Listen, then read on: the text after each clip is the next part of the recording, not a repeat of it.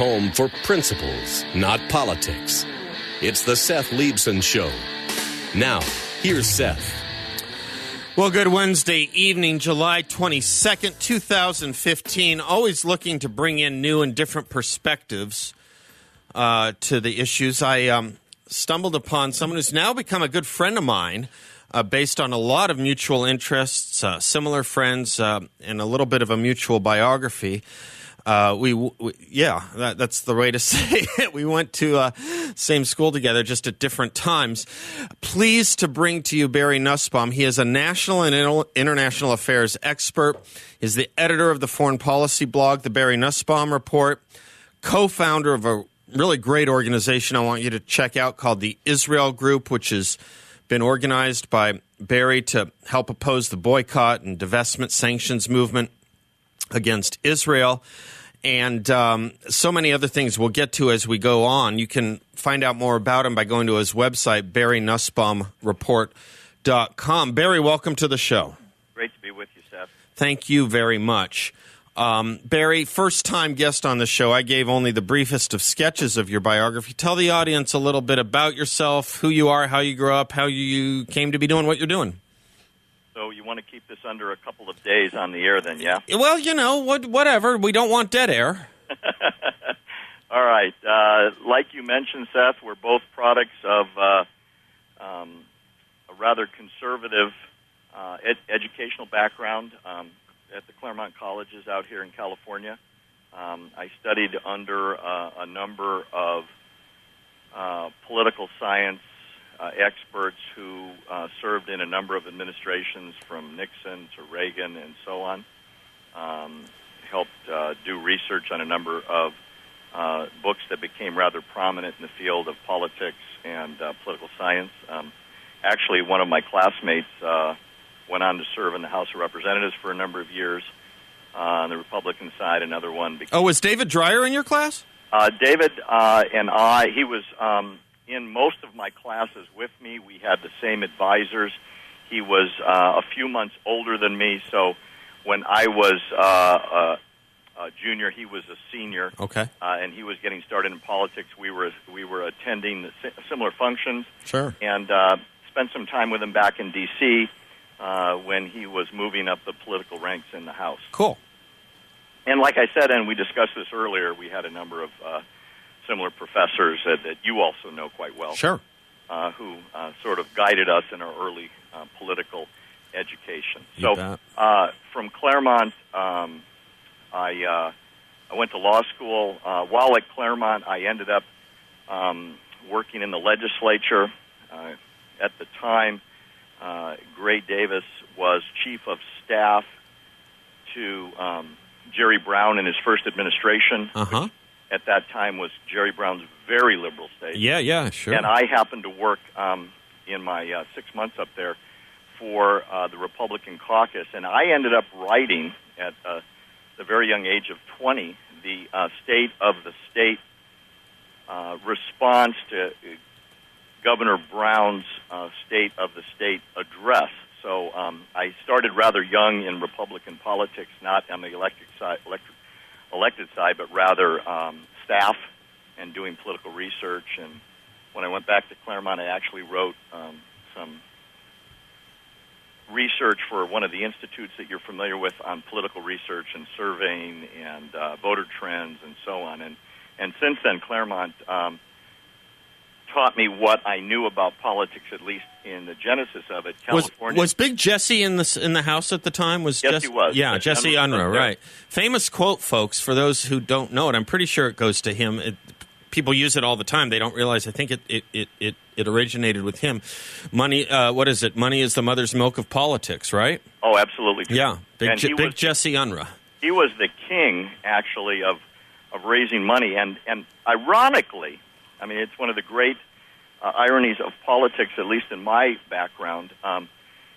Fast forward a number of years, I went to law school out here in California, finished law school, decided I never wanted to be a lawyer, and went into the real estate investment business, which 35 years later I'm still doing across a number of states. And I had the occasion of being introduced to Gray Davis, who at that point was the lieutenant governor. Right. First he was the controller, then he was the lieutenant governor. And I got asked to take him golfing, and I'll never forget this story. I was on the golf course with him, just he and I. I didn't know him. I didn't tell him the story that I had opposed his boss's state of the state, and I was actually working for the Republicans while he was working for the most liberal Democrat in the history of California.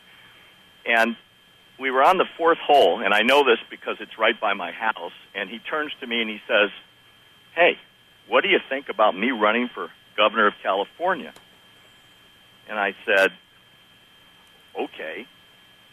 And he said, "Well, do you think you would support me if I would do it?" And I said, "Probably not." But I really like playing golf with you because we're having a lot of fun. He had played on the golf team at Stanford, and I had played on the golf team at Claremont. Not that either one of us was that great, but, you know, we were competitive for those days. And he said, "Well, let's talk issues." So I had a big thing at the time, which I still do, about border security. And I know in Arizona, Seth, that's a very big deal. You bet. Too. You bet.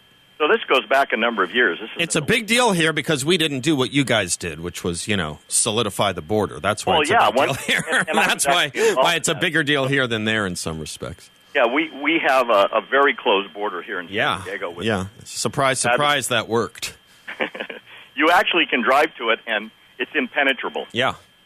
I love it when people say, "Oh, the border security fences don't work." Yeah, and they live in gated communities quite often. Exactly. Yeah, If you saw our fence, if you saw our fence, Arizonans would be passing the bucket around everywhere to build that same fence on the Arizona. Kind of a weird irony that of all the policies California gives the rest of the country, they don't seem to want to take that one. But we'll get to that another time. I want to build up with the rest. You continue on with this story on Gray. It's fascinating. If I'm slowing down, it's fine. No, it's fine. If you don't mind me interrupting, it's people are falling asleep. No. So, long story short, I gave him my speech on border security, which I thought would really turn him off, and then I gave him my speech on workfare instead of welfare, because the California welfare system was just blowing up at the time. You bet. And we went on a number of issues, and he turned to me at the end of all that, and he said, "I don't disagree with much of what you said." Yep. Right. And I said, "Well, what kind of Democrat are you?" Yeah.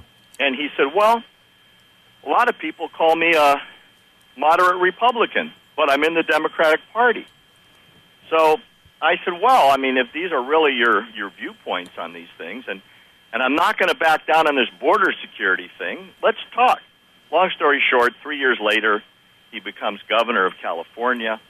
I was at his inauguration. I was at the head table, and he called me not long after his inauguration was complete, and he said, "I would like to appoint you to run the most important property in California owned by the state, which is the fairgrounds in Del Mar, just north of San Diego." I've been there. You bet. Yeah.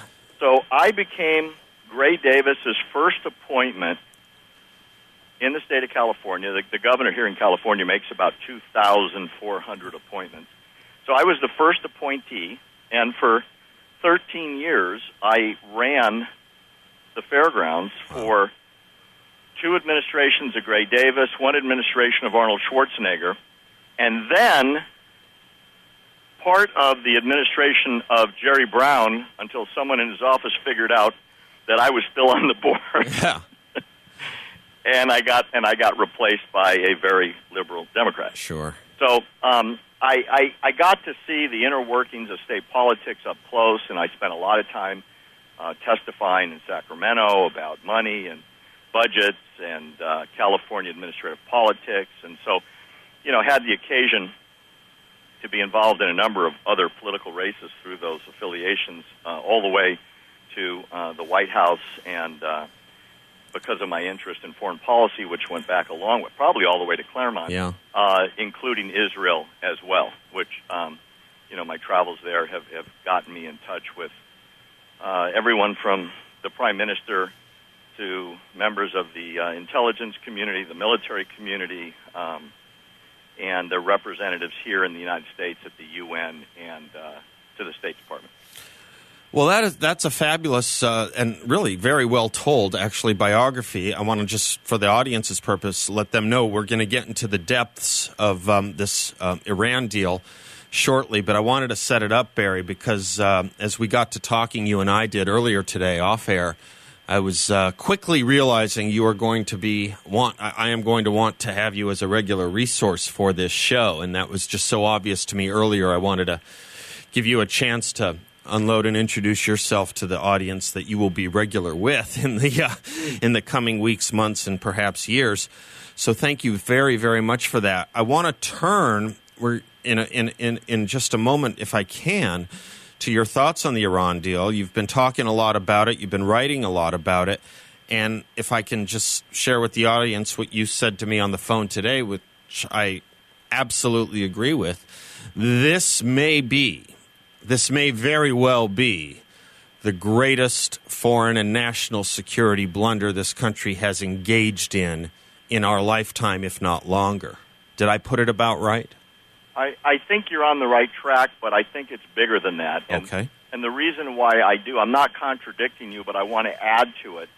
I think it's all that, Seth, and more. Okay. And the big difference is if you make a mistake with a foreign power, and that foreign power doesn't have the reach to come screw with you later on a big scale, then it's a blunder. Yeah.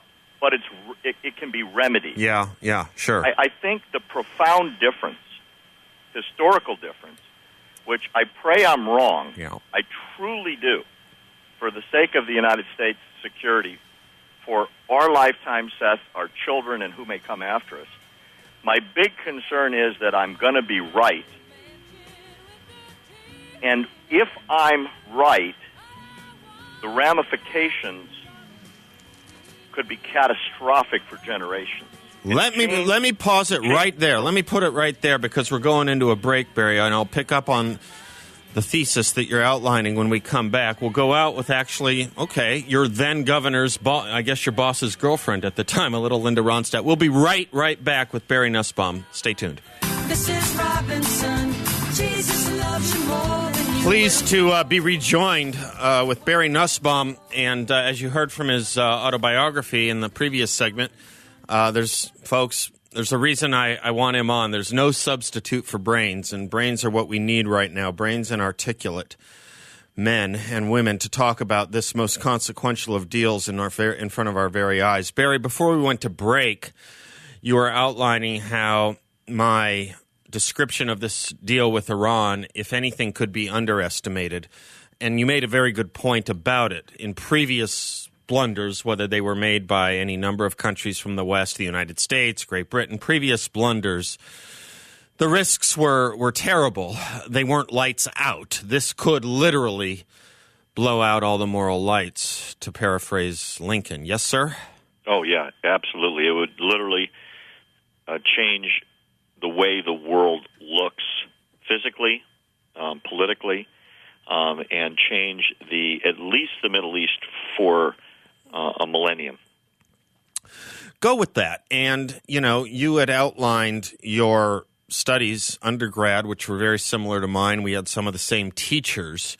In fact, I always loved the title of one of your favorite teachers' books. It was called Kingdoms of the Blind, and the lesson was to not build them, which I think we may have. But go ahead and put this a little bit in historical perspective, if you will. Let's do it that way. Let's look at this in historical perspective and then bring it current. Perfect. I've done a number of shows over the last several months, Seth, on the subject of the old adage, those that don't know history or study history are doomed to repeat it. Yep. And if we go back to the previous generation's study of history and go to 1938, there was a very famous, wildly popular prime minister in England at the time who proclaimed that World War II would never happen, named Neville Chamberlain, who went from London to Berlin to meet with Adolf Hitler and came back after Hitler had started his expansionistic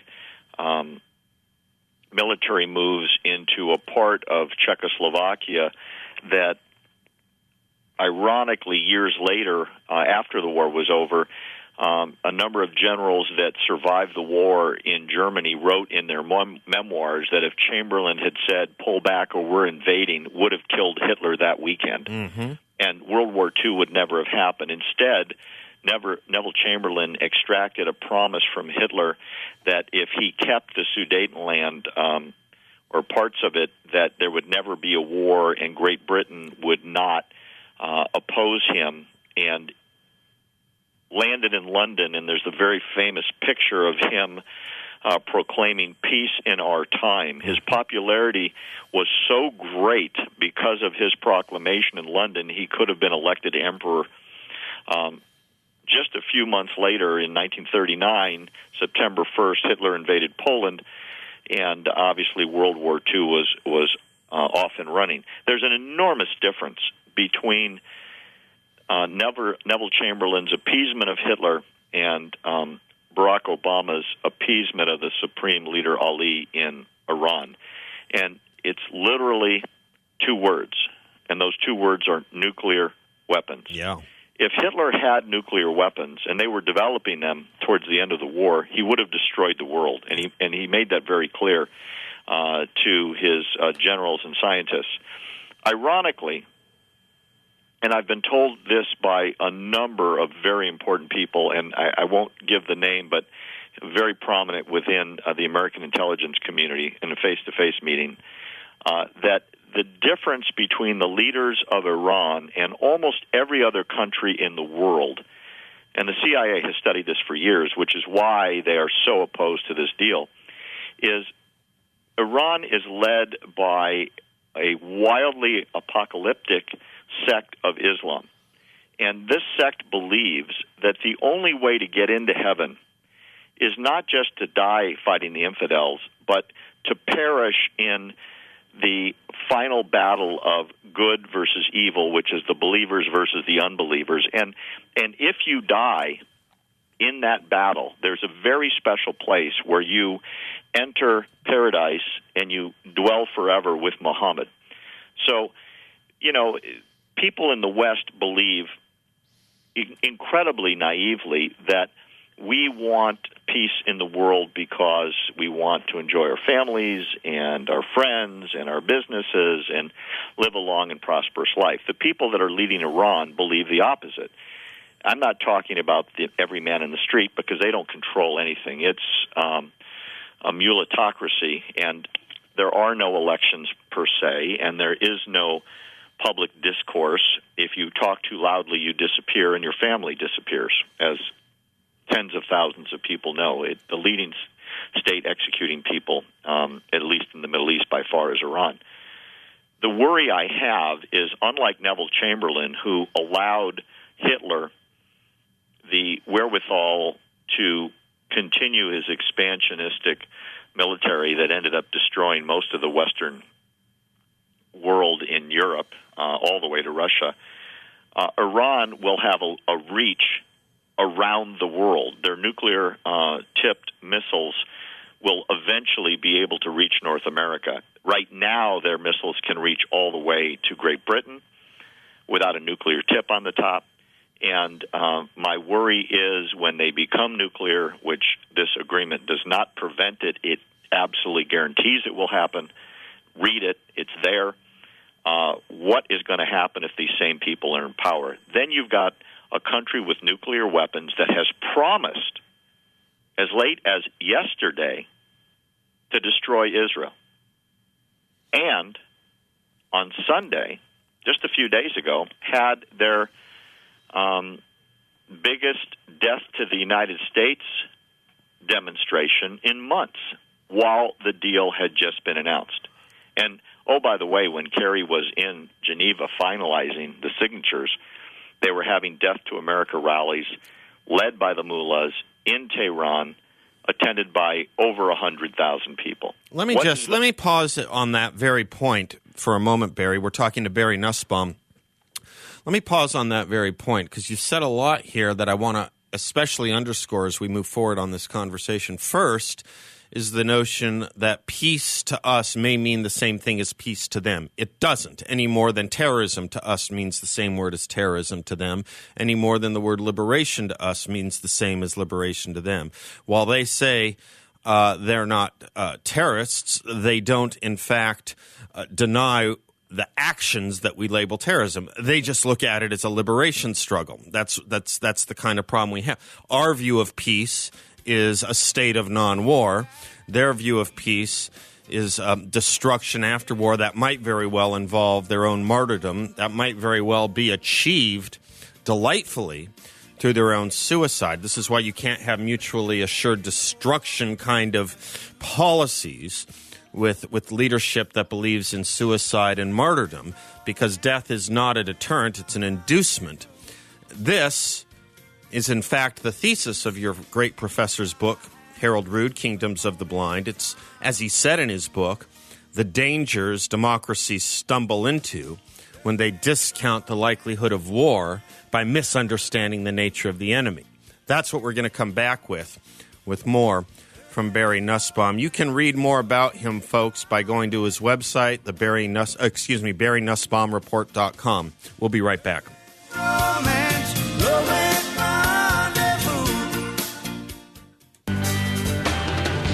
We're caught in a trap. I can't walk on because we are pleased and privileged to have Barry Nussbaum with us, dissecting the stakes and the elements of this deal with Iran. Got a nice history lesson in the last segment with Barry.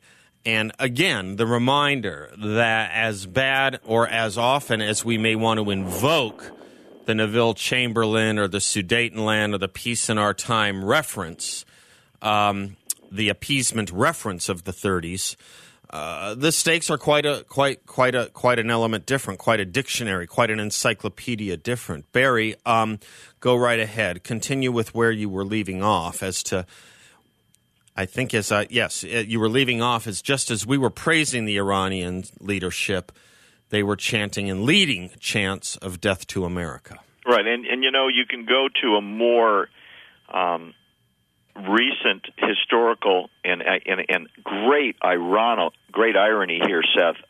More recent historical document, which was Bill Clinton's negotiations with North Korea in 1994. Yeah.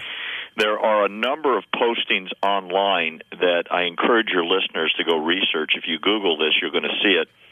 And I would Google Clinton's speech announcing North Korean nuclear deal, and you're going to see him in the White House make a speech that is almost, this is such great irony, word for word of what President Obama said last week announcing this deal. Clinton said, "We have made a deal with North Korea.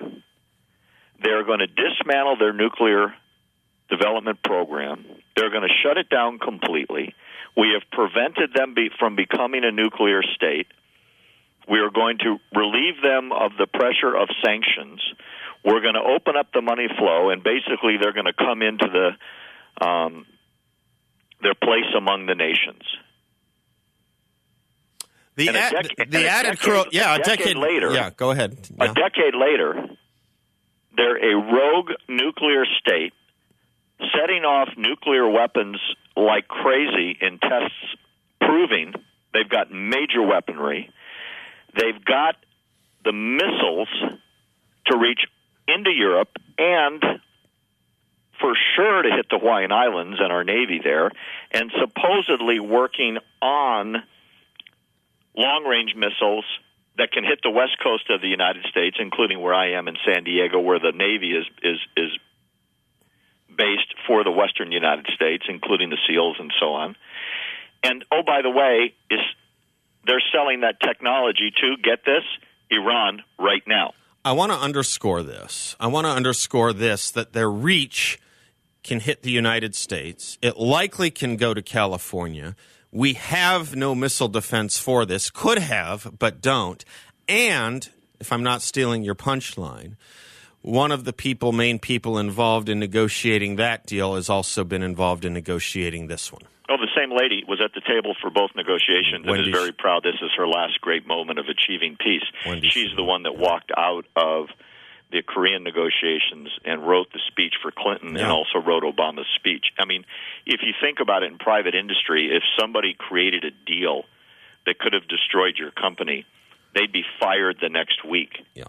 Only in government and only in our government would you keep that person around and then bring her back as your expert in negotiations and then have her write the speech for the president that when the two speeches are put side by side, Seth, and I mean Clinton's speech in 94 and Obama's speech last week, they're almost verbatim about how this is going to prevent a nuclear Iran. And the thing that's really crazy is the previous deal, their technology is being sold to the current deal. And that current deal country, I should say, Iran, is going to have those long-range missiles that can deliver nuclear-tipped payloads to half the world. Let me also pause here for just a second, Barry, and underscore, I said we don't have a missile defense to protect California, and you're right. Immediately, Iran can hit Europe. Let me just underscore and remind, one of President Obama's first actions in 2009 was the dismantling of missile defense in Poland and the Czech Republic to protect against Iranian missiles. So Europe is actually defenseless as a result of our feasance. Keep going. Yeah, so let's. I think the appropriate step is to make a couple of important points about what was promised when the deal was first announced, and what Kerry achieved. And oh, by the way, it's such craziness. It's like a Twilight Zone episode. They're already discussing the Nobel Prize for Kerry in Sweden right now. Yeah. Oh, of course. The stupidity. He's already writing his acceptance speech. I'll guarantee you that. I will guarantee you that. Mind-boggling. I guarantee you he's working on his acceptance speech. It probably is true, and I can just imagine the buffoonery. He'll never have to give it back. Right.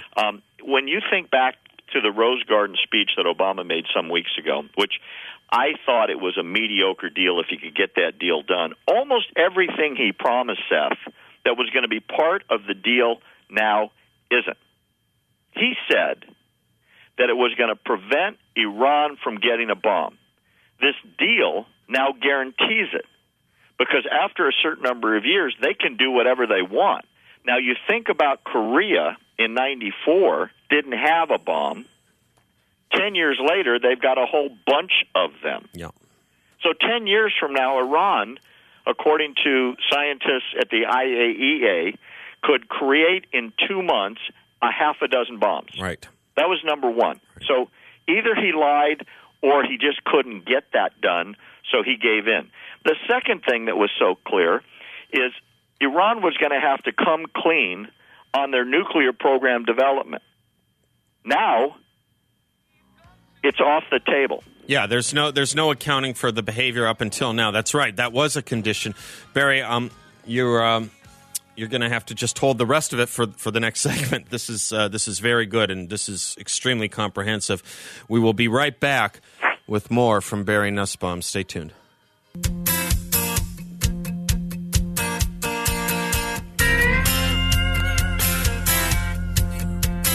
In-depth analysis on this deal with Iran, the follies of it, with Barry Nussbaum. You can read more about him and reach out to him at his website, BarryNussbaumReport.com, BarryNussbaumReport.com. He is the editor of the foreign policy blog, the Barry Nussbaum Report, which that takes you to the website of, co-founder of the Israel Group, which was put in place to oppose the boycott divestiture movement of Israel, which we will talk about another time. Right now we're talking about the possible disappearance of Israel and the United States as a result of this deal. Barry, before the break, you had underlined or underscored two of the broken promises President Obama was preening about in his Rose Garden speech. Continue on from there, if you will. It gets worse. I gave you the easy ones. Yeah. The one that there's two that are very disconcerting. I'll give you the minor one first. Everyone knows that Iran has had thousands and thousands of centrifuges spinning uranium to enrich the uranium to the point where it can be used for a nuclear bomb of various designs. It was promised in that deal that all of the enriched uranium within Iran would be declared and exported out of the country, probably to Russia, for Russia to, quote, keep it safe out of Iran so that they wouldn't be tempted to grab it and continue enriching it. Oh, by the way, all that enriched uranium is now staying in the possession of the Iranian nuclear facilities. Now, so that's bad news. The reason why that's bad is it doesn't take long when you have as many centrifuges as they're going to keep operational to take the last step, especially with some of the secret facilities, and go across the threshold and make that stuff fissionable and able to be placed within a bomb. Now here's the scary one. Obama promised unrestricted, anytime inspections everywhere and anywhere deemed necessary to verify their compliance with the disarmament deal. That's what he promised. It's on tape. Look it up. It's very, very easy to verify what I'm saying. And he made a very strong statement about it. And my concern at the time, and I said this on air, was that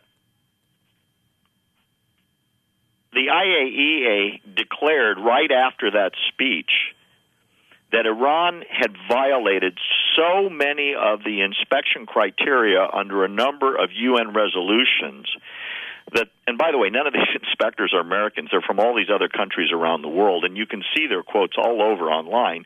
The IAEA, which is the International Atomic Energy Agency, who was tasked with inspecting the Iranian sites for the last 15 years, said they lie, they've hidden facilities, we don't know what they're doing, we haven't gotten into all the sites, and oh, by the way, we're finding out about sites all the time that we didn't even know existed because they've never been declared. So they're in non-compliance with dozens and dozens of attempted inspections. How can we have assurances from the P+5 that's negotiating the deal right now that we'll have unrestricted access? But nonetheless, the president said we'd have it. Now, we don't get unrestricted access. In fact, on the military bases, where most of the advanced centrifuges are located, we may never have access to those bases. And if as an inspection is requested, Iran can say no. And an inspection that they don't want has to go back to the committee for debate, and guess who sits on the committee to consider their denial of inspection? Iran does. Of course. So it's like the murderer gets arrested and charged with mass murder, and he's one of the guys on the jury pool hearing the testimony against him, and then he gets to go in the back room and debate it. Yeah. It's crazy. And you have to request this for, I think it's 24 days in advance. Right. And then they could say no, and then it would go to a hearing, and then the hearing is appealable. And during that period, don't you think that one facility that was asked to be inspected, the stuff can be moved? Supposedly can be moved in a couple of days. So by the time, let's say, 3 months goes by, and the inspectors finally get in there, if they would, the centrifuges are somewhere else, and so is the uranium. Or they could also be activated to gin up what can be done by Iran in 3 months with nuclear power. Oh, absolutely. You know, the thing that strikes me as so crazy that no one ever says this, Iran has enough oil for hundreds and hundreds and hundreds of years. Look it up. Why do they need nuclear power? Right. For, quote, peaceful purposes and, quote, research. It's sort of like the Japanese say they need to kill lots and lots of whales for research. Right. What are they researching? How to eat whales? Right. This is the same thing. And so what happens? We said, okay. Kerry just said, okay, we'll make an appointment. And if you don't want to let us in, then you get to decide what the penalty is. Okay, so there's more.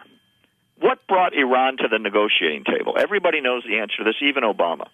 It was complete worldwide sanctions, especially through the Bank of International Settlements, on banking. Their economy was in near collapse. They came to the table for one reason. They're out of money, they're broke, and the regime is afraid of their control of the country collapsing because they're literally in desperate economic straits. That's the only reason why they came. So Obama promised in the Rose Garden the sanctions that are in place will stay on internationally until we've inspected all the sites in Iran, until all the centrifuges we want shut down are shut down, all the uranium is exported, and we know all the sites declared and undeclared, and they've come clean on their past nuclear research program. Zero of that happened. None of it happened. What did happen was Iran got billions of dollars from the United States. It got its sanctions lifted, and it got free movement, travel, and operation by one of the greatest killers of American troops in Iraq, all the while keeping 4 American hostages. Right. Isn't that crazy? And oh, by the way, even Samantha Powers, our UN representative, said in an interview a couple days ago when being pressed, it's online, you can see it, isn't the money that's going to be given to Iran to be used for whatever purposes they want? Yes. Yeah. Since they're the leading sponsor of terrorism in the world, don't you think some of that money is going to go to Hezbollah and Hamas and Islamic Jihad and the Houthi rebels that are destroying Yemen? And she said, no, we have controls. What are the controls? And she said, well, I suppose you're right. Some of that money will go to terrorism. Yeah, of course. We have replenished the battlefield against us. Barry, hold the thought. We'll be right with you. Yeah, different meaning to that name given the problems we're discussing with regard to Suleiman and Iran. But Barry Nussbaum has been our guest and is going to continue with us a little bit into the next hour. This is a short segment, but Barry, in these just these last couple minutes of this hour, would you mind stating the real tragedy here is not that we got a bad deal. It's what will result in the deal. And there are bigger implications as well. We have now endowed our enemy. We have now paid the terror masters. Stay on that for another minute or two, if you will. Yeah, excellent point. And this gets glossed over tremendously. And we're still saying, oh, by the way, Obama actually said this, which I found incredible that his speechwriters would allow him to get up and read this off a teleprompter. He said the other day that Iran is still the worldwide leading sponsor of terrorism. Yes. And if you wanted to find that, I think you just mentioned it, their terrorists have killed more Americans than any other terrorist group in the world. Yep. And I'm talking about Americans all over the world, going all the way back to Lebanon and the Beirut bombings. These guys are all over the world. And some of those activities have really cycled downward the last few years, Seth, because the sanctions have choked their money supply. Yeah. You know, when you think about $100 billion, how many Kalashnikovs and landmines and hand grenades and thousands of bullets and Katyusha rockets will that money buy for the crazy people that want to blow themselves up on planes and it's at this ships point and so on? It's at this point that I want to remind the listeners that 9/11 was pulled off at the price of about $500,000. It's at this point I think it's important for people to realize how actually little money it takes off to destroy as much as something like was destroyed on 9/11. It's an incredible amount of money we have now turned over to a country. Yes, John Kerry's State Department still calls the leading sponsor of terrorism. We're going to have to plumb our thesauruses, Barry, to find words beyond ironic. Maybe just put some prefixes in front of them. Cruelly ironic that we are negotiating with them, but not talking about the terrorism. Never was an issue any more than the hostages were. Folks, I'm going to ask you to take your top of the hour break here. We'll be right back with just some more concluding thoughts here from Barry Nussbaum. Stay tuned. Home for principles, not politics. It's the Seth Leibsohn Show. Now, here's Seth. Well, welcome back. Wednesday, July 22nd. It's only, I think, happened a handful of times where I have kept a guest over to a new hour. This guest, this topic demands it. Barry Nussbaum. He is a national and international affairs expert, editor of the foreign policy blog, the Barry Nussbaum Report, co-founder of the Israel Group. You can go to his Facebook page, The Barry Nussbaum Show, and like him to follow what he's up to. You can follow him on Twitter at Barry Nussbaum, and his website is BarryNussbaumReport.com. For his fuller bio, just go back to my first hour once the show is posted online, and you can hear it. But Barry, in the discussion we were having in my last hour about this deal with Iran, you will often hear that we actually had to have a deal, and it will be a tragedy. It will be a mistake of lost opportunities if we oppose it, if the deal doesn't go through. That this deal is far better, in other words, than no deal. Yeah, that's an interesting concept, and that's been the president and Secretary Kerry's big threat, that the alternative to no deal is war. And, when Netanyahu came and addressed Congress, and Obama pulled out all the stops, like the stuff I heard behind the scenes coming out of Washington was just terrifying. It was the most disrespect shown to a foreign leader in American history, a foreign leader that's an ally, where literally the entire Democratic caucus was called from the White House, being urged not to sit in the chamber that day. And if you notice, the vice president, who is the president of the Senate, did not sit next to John Boehner, the Speaker of the House, when Netanyahu spoke. He was kept away from the Senate that day, or the House, I should say, in the chamber. And it was incredible disrespect. One of the things that I thought was so profound in Netanyahu's speech, and I've talked about this a number of times, is that he said over and over again, the alternative to no deal is a better deal. In other words, what brought them to the table were the sanctions that are crippling their economy. Don't give them nuclear weapons. Make a deal that ensures they don't have nuclear weapons. And if they don't want to do that, keep the military option on the table and strangle them financially until they agree. The crazy part about all this, the last clause in this agreement, which I don't know if this is ever going to be talked about, but it's in there, you can look it up, is the P5+1, which obviously includes the United States, are now supposed to train Iran on how to protect their nuclear facilities against threats of all kinds.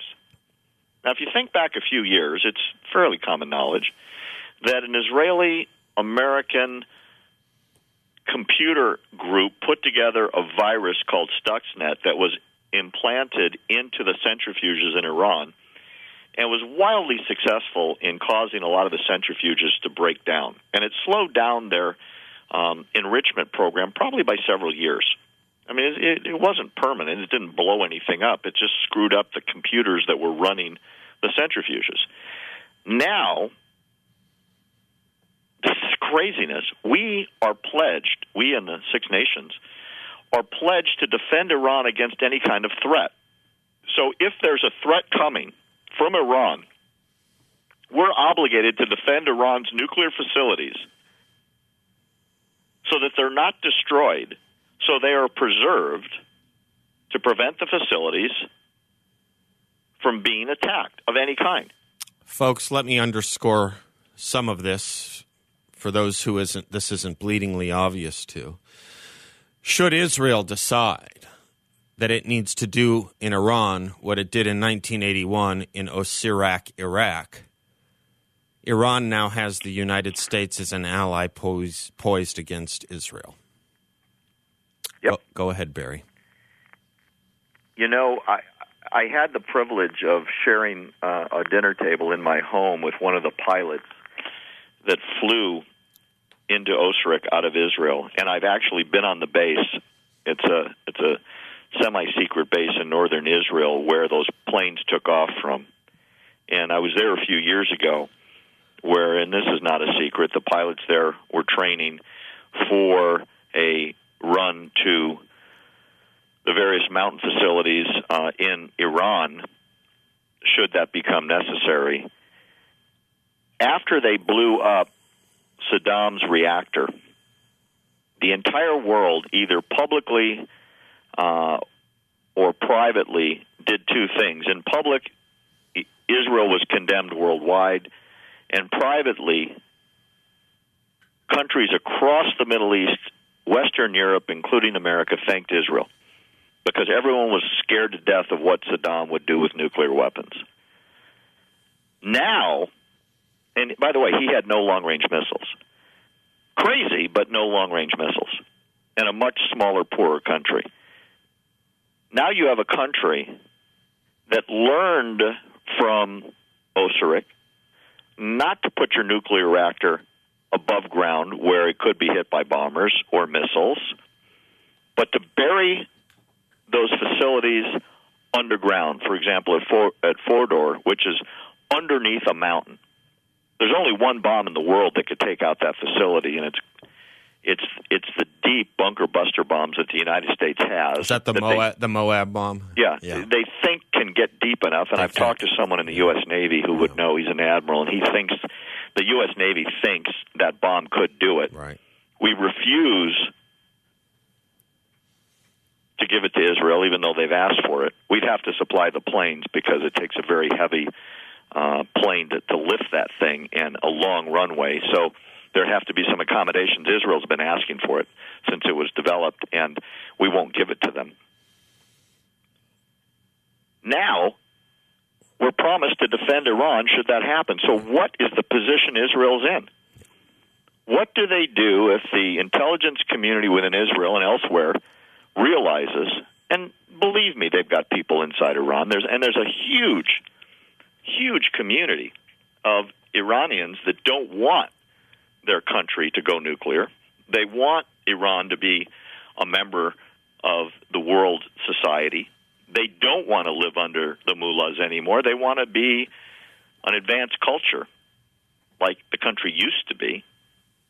So there's a lot of information leaking out. These are the people that were in Western Europe saying, our country's buying nuclear weapons technology, which they're still doing today. They were busted by the Germans a couple months ago and busted by the Brits 3 months ago for trying to obtain technology to build bombs. I was on the air about this a couple months ago, and I can give you the citations.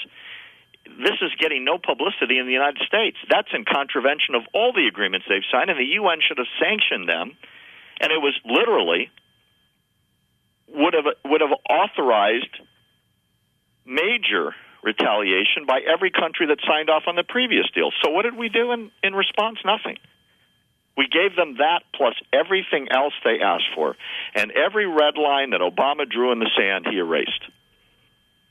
So in a very short order, one of two things is going to happen. And there's only two alternatives now, Seth. Either A, Obama's deal goes through.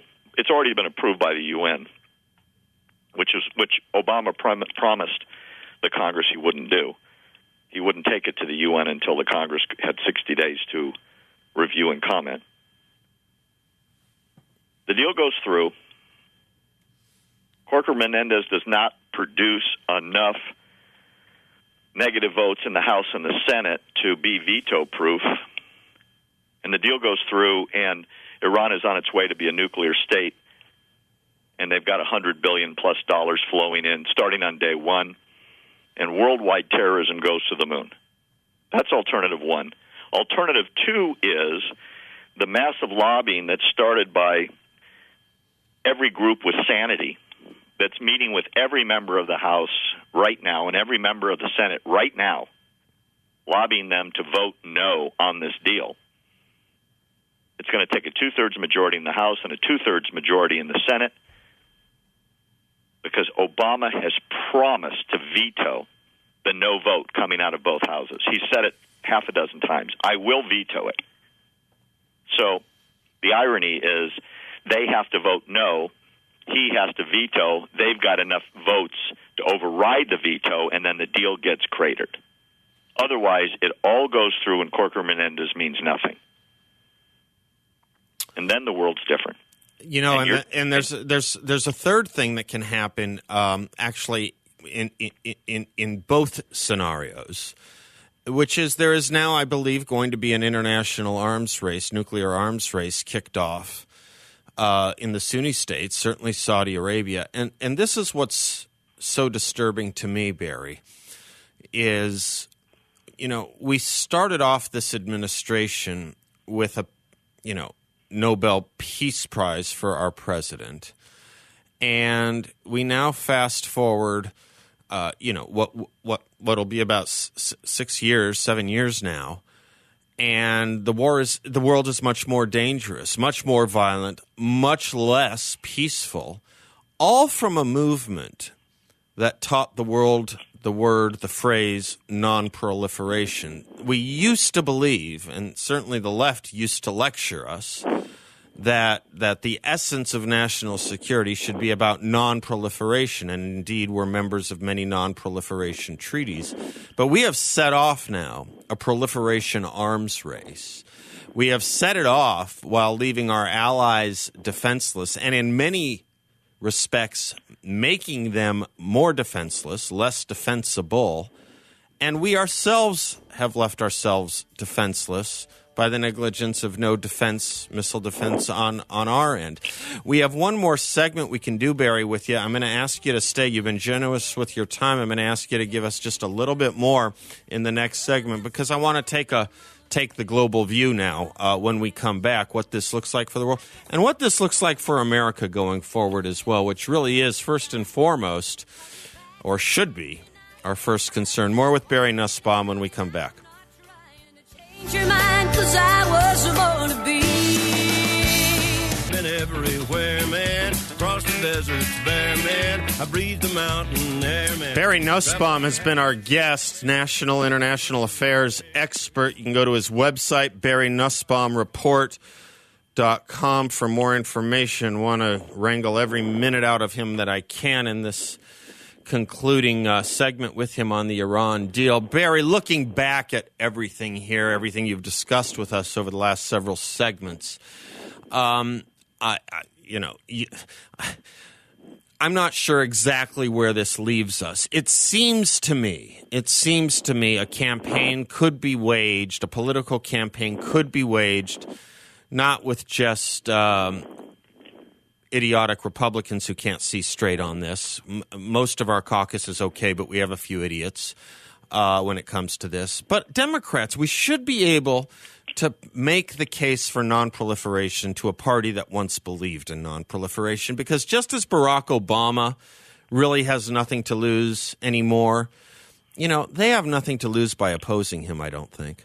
You're 100% right. You know, one of the gals in the House who's a Democrat, I'm trying to remember her name. Maybe I can look it up here real quick.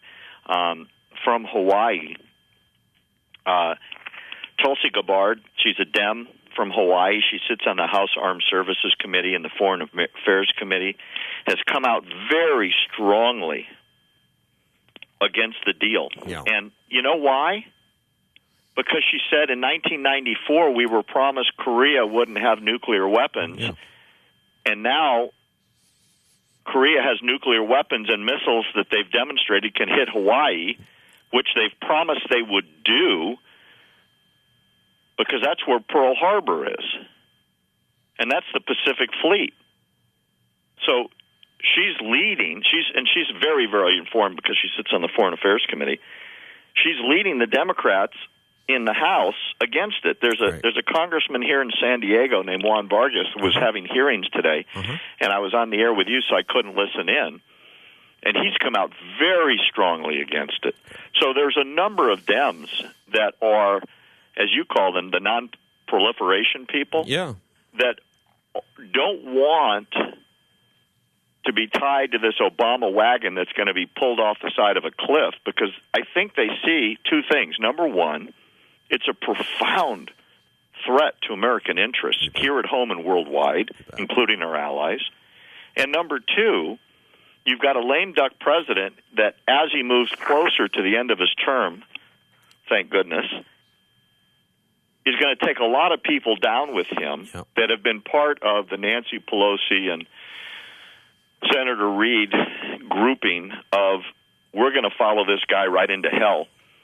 And they don't want their political careers to be over, because by the time he leaves and this deal really takes effect, I think the profound tragedy is going to make itself readily clear to most Americans, the ones that are informed and want to get in and get empowered to do something about it. But to unravel this will be incredibly difficult, because by that time, Western Europe will be astoundingly entrenched in Iran commercially. Billions will be flowing back and forth every month.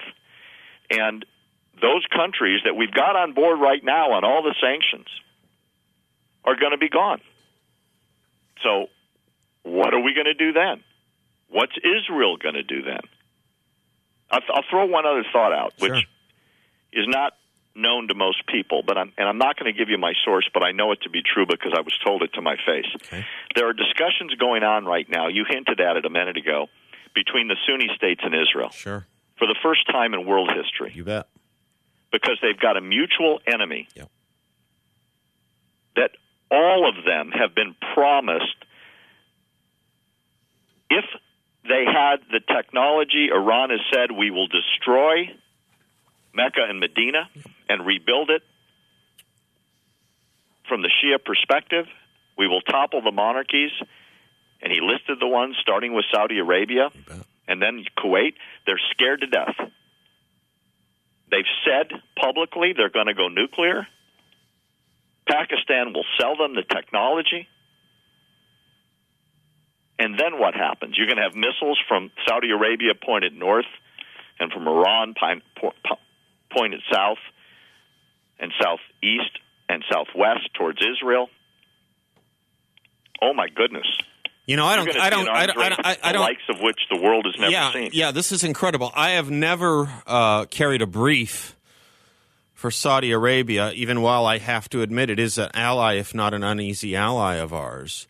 But you have to take a step back and look at a deal that angers each and every one of our allies, that put basically Saudi Arabia and Israel on the same team, on the same page, in the same position, on the same plane, and involved, just, so we don't lose the bird's eye view here, folks, involved paying a state sponsor, a leading state sponsor of terror, with American blood on its hands, with promises or dreams of more American blood, because we assume when they chant death to America, they're not going to be doing it with carbon monoxide. And they're holding American hostages. Which, by the way, Obama was asked repeatedly, can you please bring these guys home? Yeah. And he said, no, it's not relevant to what we're doing here. Every single time he compares himself to Ronald Reagan, you have to understand, folks, that when it came to the Soviet Union and negotiating, Ronald Reagan stepped away and crushed them economically. We have not stepped away. We've begged them to stay when they stepped away and have lifted up the economic sanctions. When it came to human rights in the Soviet Union. Always an issue, whether it was from George Shultz's lips, Ronald Reagan's lips, or Jeane Kirkpatrick's lips. It was always on the table. And goodness knows, when it came to Iran, the hostages came home with Ronald Reagan. Not one single comparison to Ronald Reagan here, folks, is apt or even, frankly, digestible. Well, It's you remember just not when there. Reagan brought them home, Seth, the Iranians were so afraid of a Reagan administration because he said when he was campaigning, he will bring them home. You bet. Even if he has to send the Marines into Tehran to get them. And they were convinced that Reagan wasn't kidding around. So as soon as he took office, they were released. And why were they held during all of Carter's presidency? Because he was about as intimidating as Obama is, which is why they both come from the same school of appeasement. And why they were both hostages were taken both under the Carter and Obama regimes. Barry, this has been tremendously enlightening. I know it's been a long call for you, but I hope it can be a down payment and you will join us often.